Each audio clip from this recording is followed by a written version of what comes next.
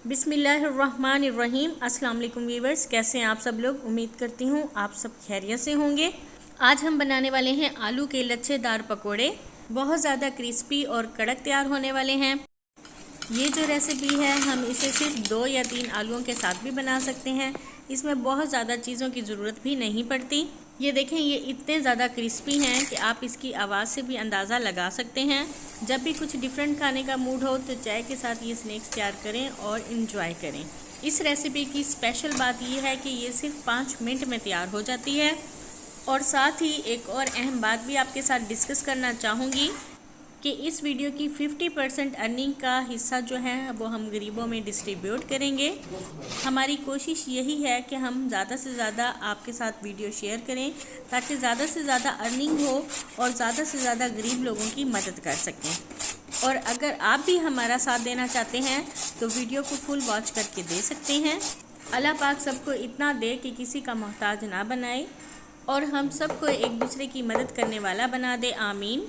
Recipe को हमने साथ साथ कंटिन्यू किया हुआ है। इसमें हमने 3 बड़े आलू और इसे ग्रेटर मशीन में क्रश कर लिया है।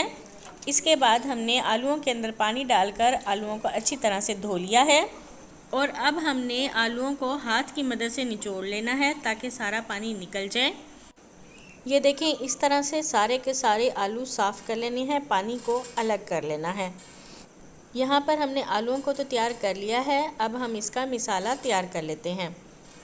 सबसे पहले हम इसमें डालेंगे 1 बड़ा चम्मच भर के बेसन का और साथ ही हम इसके साथ 2 बड़े चम्मच कॉर्नफ्लोर के डाल देंगे। हस्बे ज़रूरत नमक शामिल करेंगे। आधा चम्मच काली मिर्च का पाउडर डालेंगे और 1/4 चम्मच हल्दी पाउडर का डाल देंगे। और अब हमने इन तमाम चीज़ों को अच्छी तरह से मिक्स कर लिया है।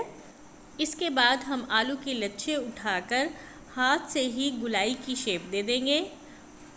यहाँ पर ऑयल मैंने पहले से ही गर्म कर लिया था और अब हम इसे एक एक करके इसके अंदर डालते जाएंगे। इसको तब तक नहीं हिलाएंगे जब तक ये थोड़े थिक ना हो जाएं। जैसे ही ये थोड़े से पक जाएंगे फिर ही हम इसकी साइड को चेंज करेंगे। ये देखें, ये कितने मज़े के तैयार हुए हैं। हमने साथ में इसके एक छन्नी रख ली है ताकि जो एक्स्ट्रा ऑयल है वो इसी के अंदर साथ साथ ड्रेन होता जाए।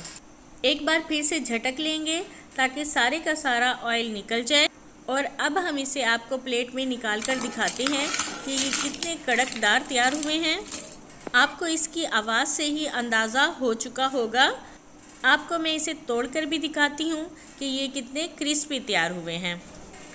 माशाल्लाह बहुत ही अमेजिंग तैयार हुए हैं।